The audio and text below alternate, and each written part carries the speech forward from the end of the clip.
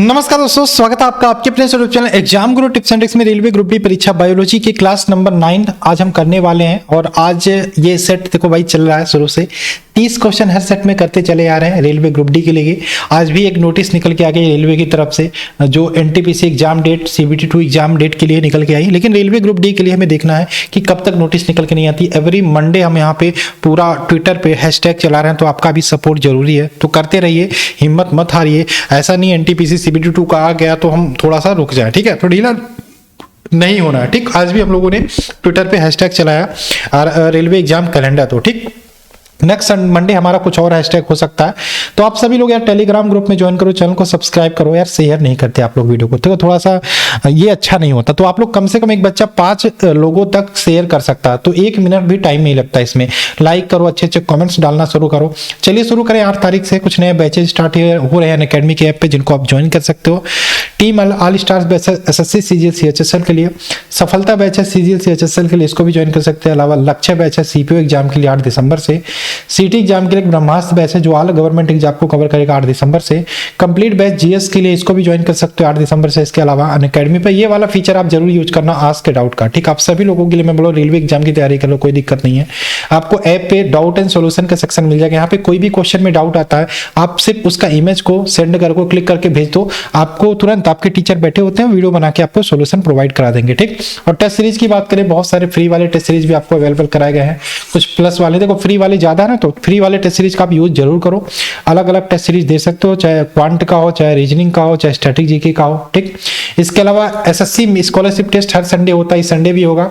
तो आपको गुरु tips code डाल के एनरोल कर लेना है, लिंक डिस्क्रिप्शन में है, इसका लिंक फ्री में एनरोल कर लेना। और अच्छा परफॉर्मेंस करते हो तो आपको यहाँ पे टेस्ट 1 ईयर का SSC का सब्सक्रिप्शन भी मिल सकता है। इसके अलावा अनअकैडमी के ऐप पर भी मुझे फॉलो कर सकते हो। अभी हम यहाँ पे जनवरी 2021 का करंट फेस कर रहे हैं। आज 11 बजे क्लास हुई है, कल इसका पार्ट 2 होगा मॉर्निंग में 11 बजे, ठीक। चलिए, और गुरु टिप्स कोड यूज करके कोई भी कोर्स लेते हो तो आप उसको डिस्काउंट मिल जाएगा आपको 10% का, ठीक। पहला क्वेश्चन है, मच्छरों के जैविक नियंत्रण के लिए निम्नलिखित में से किसका प्रयोग किया जाता है। पहला क्वेश्चन है, मच्छरों के जैविक नियंत्रण के लिए किसका प्रयोग किया जाता है, इसका आंसर क्या होगा। तो जैविक नियंत्रण का मतलब क्या होता है? जैविक नियंत्रण का मतलब होता है जो लार्वा खाने वाले जीव होते हैं उनका प्रयोग। देखो मच्छर पैदा कैसे होते हैं, तो पानी, रुका हुआ पानी है, उसमें मच्छरों के लार्वा होते हैं, उनसे मच्छर पैदा होते हैं, ठीक।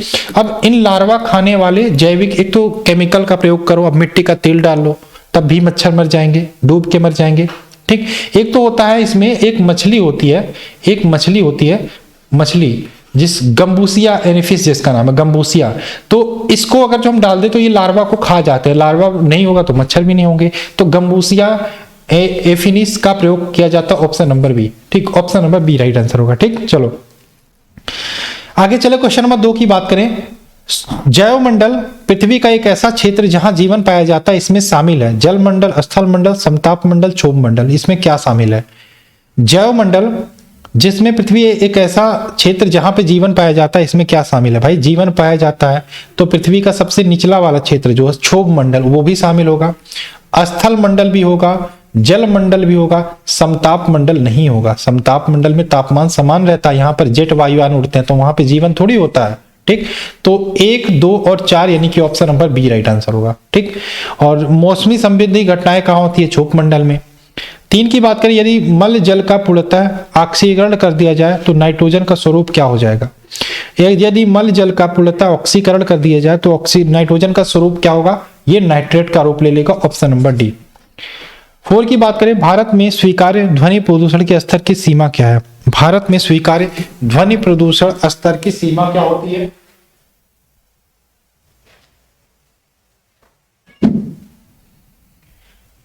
भारत में स्वीकार्य ध्वनि प्रदूषण स्तर की सीमा क्या होती है? तो ध्वनि प्रदूषण स्तर की सीमा होती है, दिन में अगर जो डे की बात करें तो डे में 45 dB यानी कि डेसिबल, और अगर जो नाइट की बात करें तो नाइट में ये 40 डेसिबल आ जाती है। तो ये ध्वनि स्वीकार्य सीमा है, तो 40 से 45 डेसिबल के बीच, option number B right answer होगा। 5 की बात करें, काजू की फसल पर एंडोसल्फान के छिड़काव के फलस्वरूप महाविपदा के स्तर तक प्रदूषण हो गया था। कहां पे? मतलब एंडोसल्फान, देखो एक सारे पौधे होते हैं, सब में कीड़े लगते हैं, सब खराब हो जाते हैं। ठीक, तो इसके बाद क्या हुआ था, देखो कीटनाशक प्रयोग किया जाता धान पे, घास, कपास पे।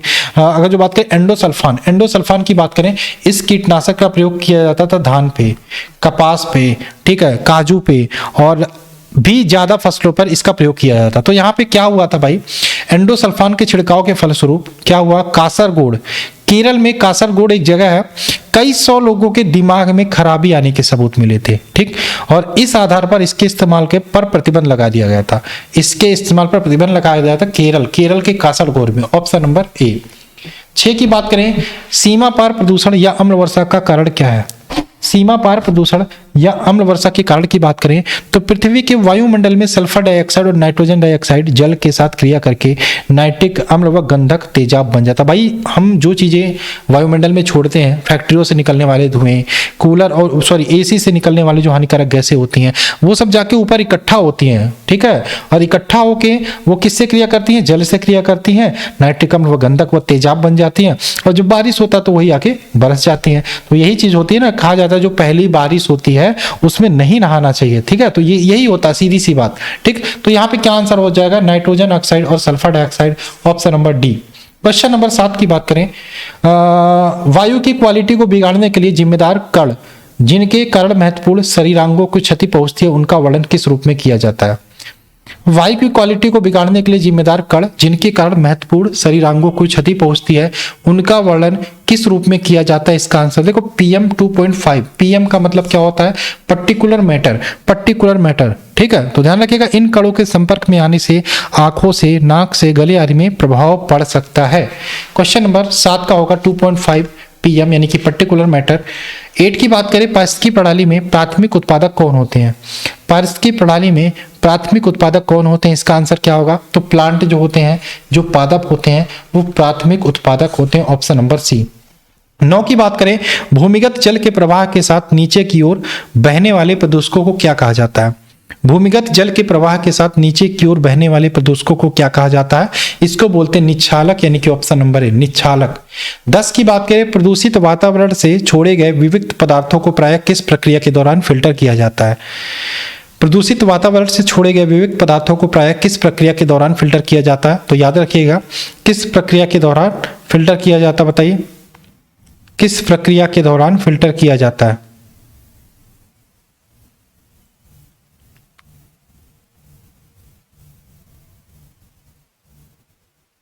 तो इसका याद रखना है, इसका आंसर क्या होगा, प्रदूषित वातावरण में छोड़े गए विविध पदार्थों को प्रायः किस प्रक्रिया द्वारा फिल्टर किया जाता है। देखो PM2 जो कण होते हैं, प्रदूषित वातावरण में छोड़े गए विविध पदार्थ जैसे बात करें जिनका व्यास 10 माइक्रोन से कम होता है, और 10 माइक्रोन से बड़े कण सामान्यतः नाक श्वास प्रणाली द्वारा फिल्टर हो जाते हैं, यानी कि आप जब छींकते हो ना, जब खांसते हो तो वो कण बाहर निकल जाते हैं। ठीक, और श्वसन तंत्र में प्रवेश नहीं कर पाते हैं। ऑप्शन नंबर इसका हो जाएगा सी।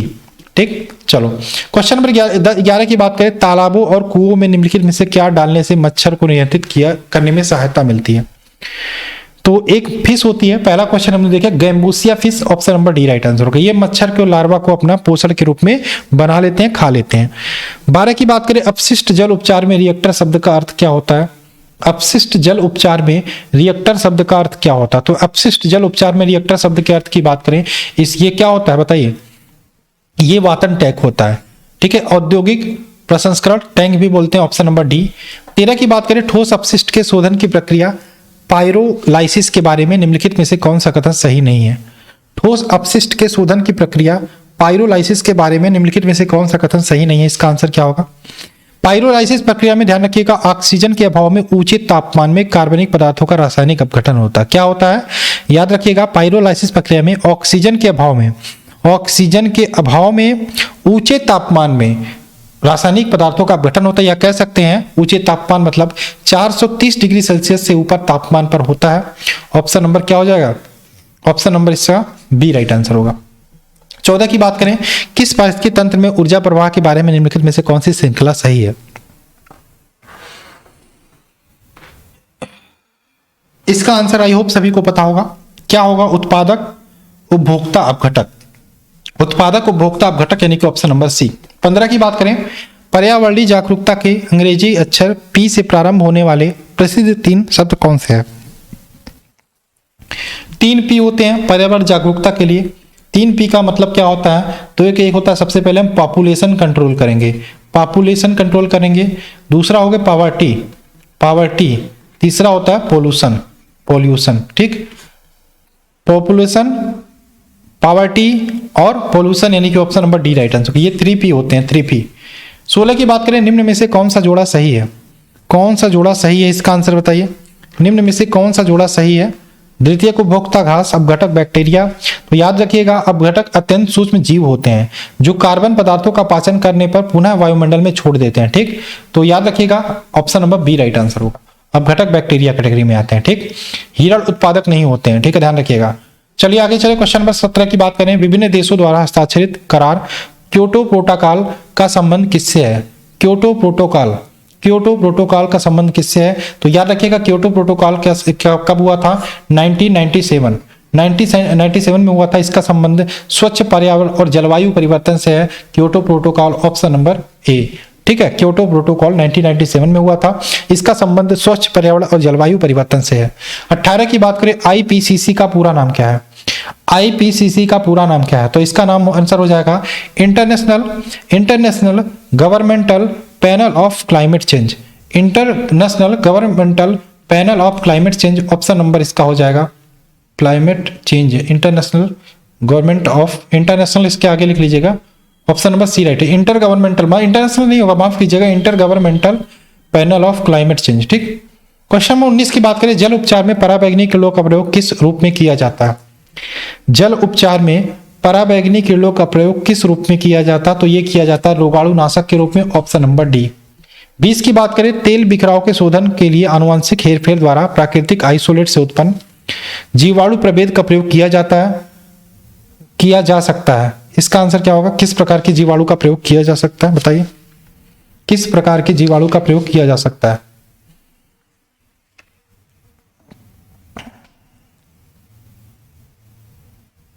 इसका आंसर होगा, इसका आंसर तो आप मुझे कमेंट करके बताइएगा। तो इसका पता होगा तो कमेंट करके बताइएगा, मैं नेक्स्ट क्लास में इसको देख लूंगा। ठीक है, थोड़ा सा मुझे भूल रहा है ये। 21 की बात करें। मगरमच्छ के बच्चों को क्या कहा जाता है? मगरमच्छ के बच्चों को क्या कहा जाता है? मगरमच्छ की बात करें, ये किस वर्ग में आता है? ये रेप्टाइल कैटेगरी के अंतर्गत आता है, रेप्टाइल कैटेगरी के अंतर्गत आता है, जिसे बोलते हैं सरीसृप, सरीसृप वर्ग में आता है। ठीक, और बात करें मगरमच्छ के बच्चों को बोलते हैं हैचलिंग, यानी कि ऑप्शन नंबर डी। 22 की बात करें। सबसे बड़ा स्तनपायी कौन सा है?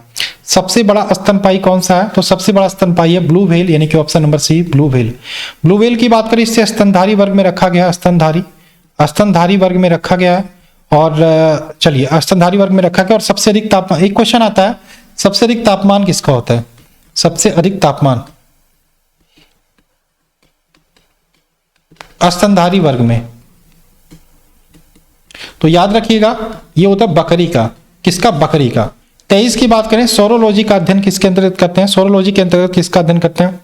सोरोलॉजी के अंतर्गत किसका अध्ययन करते हैं? तो इसके अंतर्गत हम छिपकली का अध्ययन करते हैं। छिपकली, यानी कि ऑप्शन नंबर बी छिपकली, जिसको बोलते हैं लिजार्ड्स। क्या बोलते हैं? लिजार्ड्स, लिजार्ड्स बोलते हैं। छिपकली का अध्ययन करते हैं। ठीक है, छिपकली का अध्ययन करते हैं सोरोलॉजी। सांप का अध्ययन किसके अंतर्गत करते हैं? सांप का ओफियोलॉजी, ओफियोलॉजी के अंतर्गत सर्प का अध्ययन करते हैं। ठीक, कीट पतंगों का अध्ययन किसके अंतर्गत करते हैं? एंटोमोलॉजी के अंतर्गत। वृद्धावस्था संबंधी अध्ययन किसके अंतर्गत करते हैं? जीरोंटोलॉजी के अंतर्गत। ठीक, चलिए क्वेश्चन नंबर बात करें 24। निम्नलिखित में से कौन सा मनुष्य का अध्ययन होता है? मनुष्य का अध्ययन किसके अंतर्गत करते हैं? तो ये करते हैं anthropology, option number C anthropology. 25 की बात करें। डॉक्टर सलीम मोइनुद्दीन अली अब्दुल किसके लिए प्रसिद्ध थे? डॉक्टर सलीम मोइनुद्दीन अली अब्दुल किसके लिए प्रसिद्ध थे? तो इसका आंसर क्या होगा?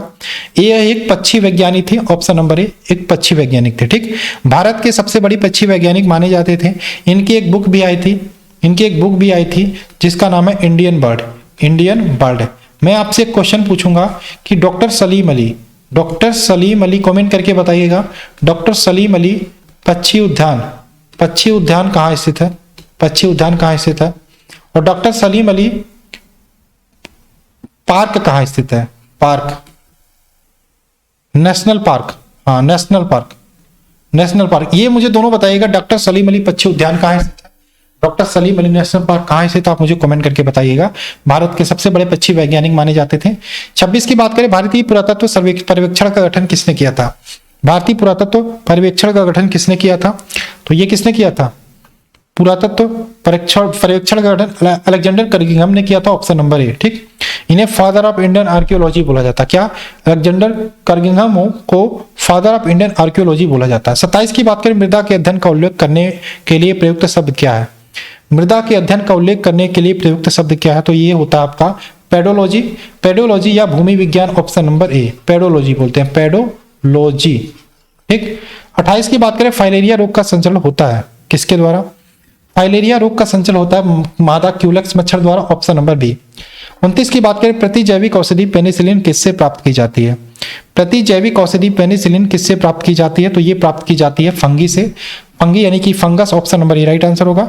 इसका नाम होता है पेनिसिलियम, पेनिसिलियम नोटम, नोटम ये होता है। ठीक, चलिए, पेनिसिलिन की खोज किसने की थी? अलेक्जेंडर फ्लेमिंग ने। 30 की बात करें, जीवाणु को पादप मानते हैं क्यों? क्यों जीवाणु को पादप मानते हैं? इसका आंसर क्या होगा?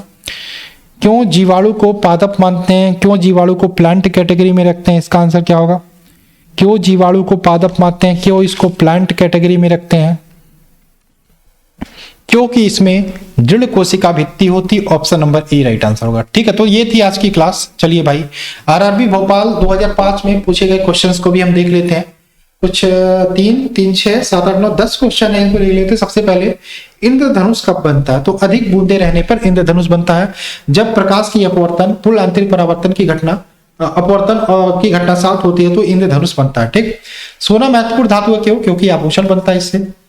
ठीक, बर्फ जमने के जिलेटिन का क्या? ये जो ऑप्शन आया था ना, ऑप्शन दिया गया इसमें, ऑप्शन, बर्फ जमने में जिलेटिन क्यों मिलाया जाता है? क्योंकि बर्फ के पिघलने से रोकने के लिए बर्फ जमने से में जिलेटिन मिलाया जाता है। ठीक, पानी से बर्फ बनना कौन सा परिवर्तन है? एक प्रकार का भौतिक परिवर्तन है। नीम का उपयोग किसमें किया जाता है? तो कैंसर रोधी एवं गर्भ निरोधक में नीम का उपयोग किया जाता है। अल्ट्रासोनिक वेग का मात्रक क्या है? ठीक है, तो हर्ट्ज होता है। फैराडे के नियम संबंधित है किससे? विद्युत अपघटन से संबंधित है। वनस्पति में जीव होते हैं किसने कहा था? वनस्पति में जीव होते हैं कहा था जेसी बसु, यानी कि जगदीश चंद्र बसु ने। न्यूमिस्मेटिक्स क्या होता है? तो सिक्को एवं धातु का अध्ययन किसके अंतर्गत है? न्यूमिस्मेटिक्स के अंतर्गत। और रक्त का शुद्धिकरण कौन करता है? वृक्क या हमारा जो किडनी होता है, ये रक्त का शुद्धिकरण करता है। तो आई होप आपको क्लास अच्छी लगे, तो बाबू अच्छे कमेंट्स करके बताना, और जो भी क्वेश्चन मैंने आपसे पूछे उसको भी आप कमेंट्स करके बताना। और चलिए मिलते हैं नेक्स्ट क्लास में। बाय बाय, जय हिंद, जय भारत। देखिए आपकी मिक्स जीके वाली क्लास भी स्टार्ट हो गई है, मिक्स जीके वाली क्लास भी आज से स्टार्ट हो गई है। बायोलॉजी आपकी चली रही है, इसके अलावा आपकी खान सर की जो बुक है उसका मैं फिजिक्स चला रहा हूँ, और फिजिक्स का जो 25 क्वेश्चन डेली वाला है वो पीपीटी खत्म हो गया है, उसको मैंने बनाना शुरू कर दिया है। जैसे 2 से 3 सेट आपका बन जाता है एक्स्ट्रा में, मैं उसका क्लास करना शुरू करूं, यानी कि कल या परसों से आपका वो क्लास शुरू हो सकता है। ठीक, चलिए भाई अच्छे कमेंट्स करिए, टेलीग्राम ग्रुप में ज्वाइन हो जाइए, सारे पीडीएफ मैंने भेज दिए हैं, अब इसका पीडीएफ भी मैं भेज दूंगा। और चलिए मिलते हैं नेक्स्ट क्लास में। बाय बाय, जय हिंद, जय भारत।